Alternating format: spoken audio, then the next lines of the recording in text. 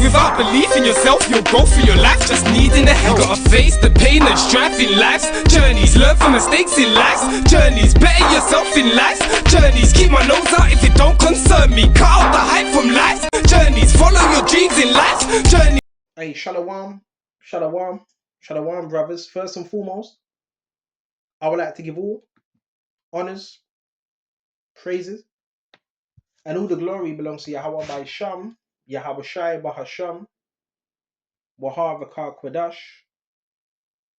Honors to the apostles that are in the Holy Spirit and to the hopeful elect across the globe and to the few, the very few brothers and sisters that are listening and also learning in hopes of being saved within these last days, because we're living in the last days of the last days. And this lesson, it's not going to be a long one. It's not going to be long. And we're going to get straight to it. All right. And you already know how things are going. Brothers always say this. Well, I don't say it. The scriptures say it. When it comes to situations and people, say if something's going on with someone, right? Or there's a contention between two people, don't get involved. We're going to get the scriptures out, okay? Don't be what you would call a busybody. Meddle not in affairs that don't belong to you. So I've said this before. So if someone comes to me about this person, right? Oh, this person over here, I've got a problem with them and I believe they do this and this and that and this and that and this and that. You don't entertain that. Now, someone might come to you and just bring some awareness to you, but if you don't know them, I can't go on anything. The only thing I can go on is by what I see. But I never, if I see someone has a situation, I would never get involved with that, especially if I don't know that person. We're going to start off in Ecclesiastes 11. We're going to start off on this. Bear me just a minute, because I wrote this down. Ecclesiastes 11 and 10. Check this out. And jump straight to verse 8. Check this out. Go to verse 7. Blame not before thou hast examined the truth. It says blame not. So in terms of blame, what does this word blame mean? Some form of accusing, right? Before thou hast heard the truth. You see that? Before thou hast examined the truth. So first you would need to examine the matter first. Not blame, then examine the matter. You examine the matter first, then you may blame. Understand first. Do you even have understanding of what someone's telling you or what you're seeing? Then rebuke. So you have to understand first. You have to examine. Then you can rebuke. Verse 8. Answer not before thou hast heard the cause. You don't just answer. You ain't even heard the cause yet. You ain't even heard the cause of the matter. Neither interrupt men in the midst of their talk. This is verse 9. Strive not in a matter that concerneth thee not. See, that word for strive is contention. Strive not in a matter. The matter would be a matter of someone's personal business. What they do in their personal lives. Right? That concerneth thee not. That don't concern you.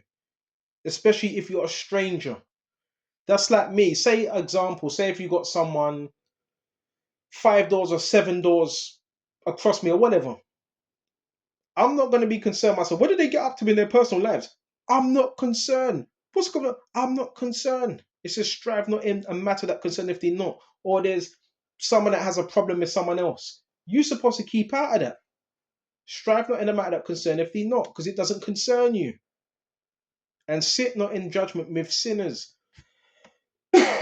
So make sure you're not sitting in judgment with sinners as well. All right?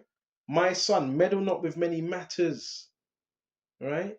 Matters that don't concern you. For if you meddle much, thou shalt not be innocent. Why? Because you just stuck your nose into something that you have no idea about. You don't even know this person, man. The only thing you know is what you've been told or what you've seen. Or what you've seen, what you shouldn't have seen, but you see it because you were monitoring someone. It says it. And if thou follow after, check this out. If thou meddle much, thou shalt not be innocent. If thou follow after, thou shalt not obtain. And I know when people do that, guess how they feel? Stupid. They feel shamed because you're like, hold on a minute, you were just getting yourself involved in something you have no idea about. You don't even know this person.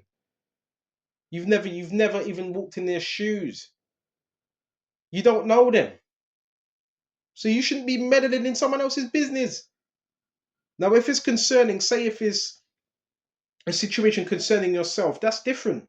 But if it has nothing to do with you, keep your nose out.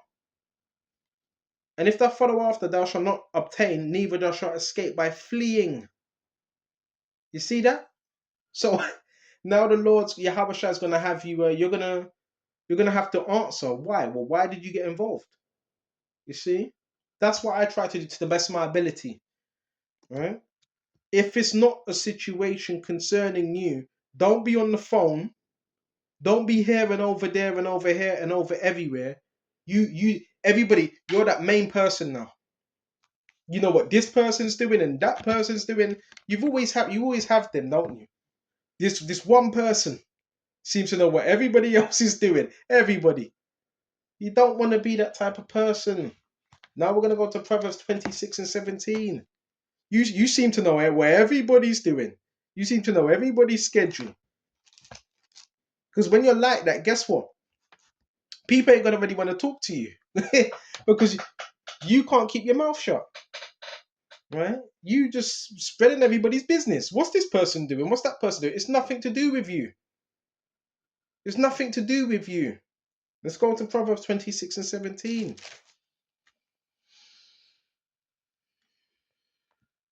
He who passes by and meddles in a quarrel, not his own, is like one who takes a dog by its ears. Read this again. He who passes by and meddles in a quarrel is like an argument, contention, right? Not his own, is like one who takes dog by his ears. And you will see people that do this. You might have, or you might not even have a problem with someone, and someone is friends with that person, and that person's like, yeah, I get you. You don't even know this person at all. Is one that takes dogs by the ears. So what happens if you take a dog by his ears? You're going to get bitten. So it's in similitude to not meddling in someone's quarrel because you can get bitten. And I know people in the world that have done that, try to break up a fight, and they ended up getting stabbed or boxed up or some madness because they were in the middle. You see, basics. Apply these scriptures. Apply it. It would save you a lot of harm. Right? A lot of harm. That's why I'm not with that whole group chat type thing. Too much gossip. Stay away from that. It's going to save you a lot of hurt. We're going to go to Thessalonians 4 and 11. A lot of hurt. We're not got time for gossip. People got money to make. People got, listen, if you're ready on your journey, you ain't got time for that. Trying to improve, man. Elevate. Ain't got time for that. Oh, but you know what this person told me? I don't want to know. If it's not, listen, if it's not productive and it's not concentric, I don't want to know.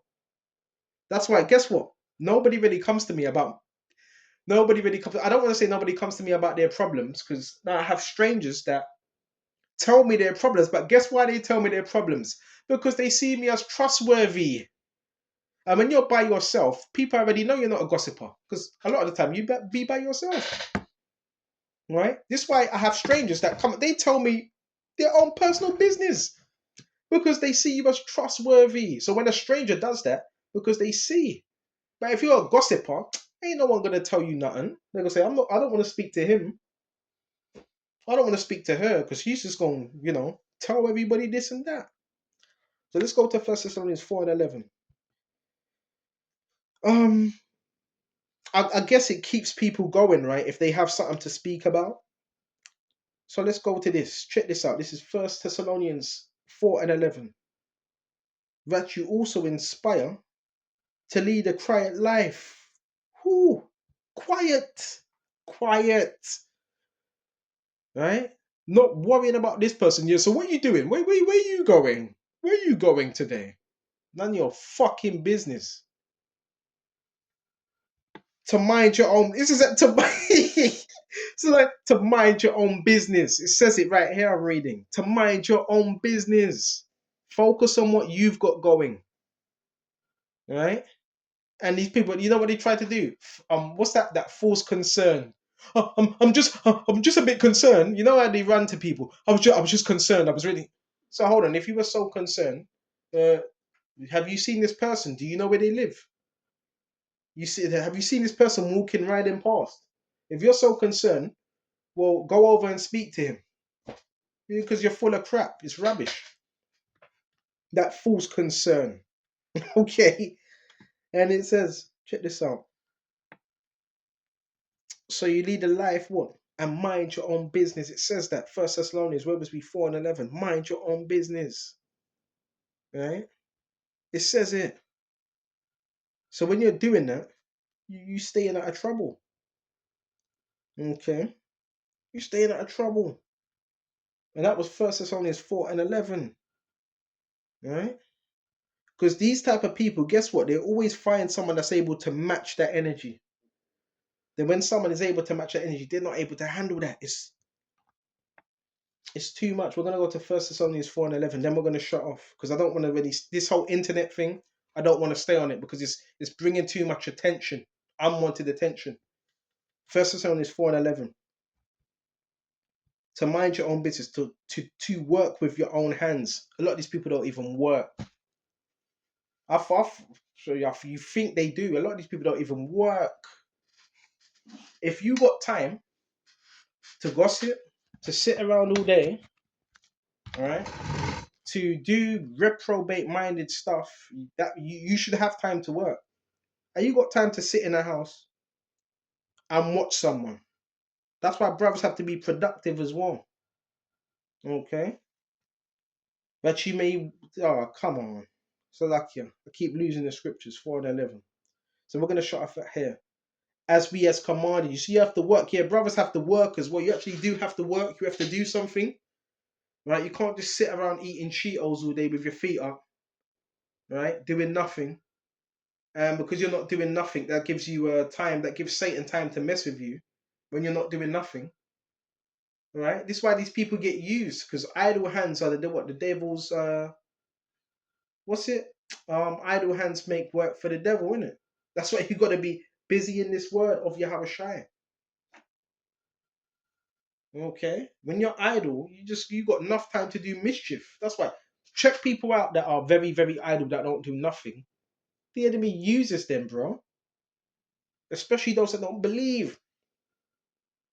So it says this, check this out, that you may walk properly toward those who are outside, that you may lack nothing. So remember, there's people watching us, by the way. So when you're conducting yourself in a manner, people have to see that. So if they do watch you, it's like, hold on, what you just said, that's completely wrong. This guy, he ain't a troublemaker. This guy ain't the problem. I've said this before. He ain't the problem.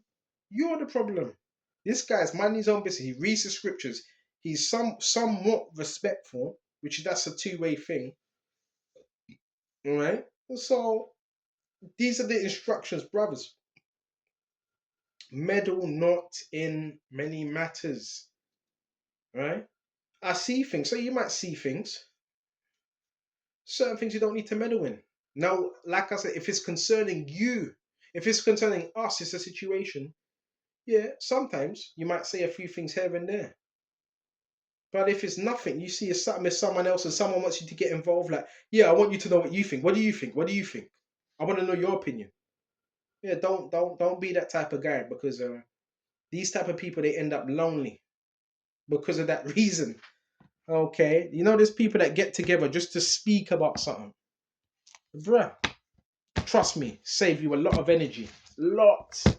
Right? Keep to yourself. Do the work of the Lord, Yahushua, and he's going to do the rest. Hope this was edifying. I'm going to shut off here. And until the next time, shalom, and stay safe out there. Shalom.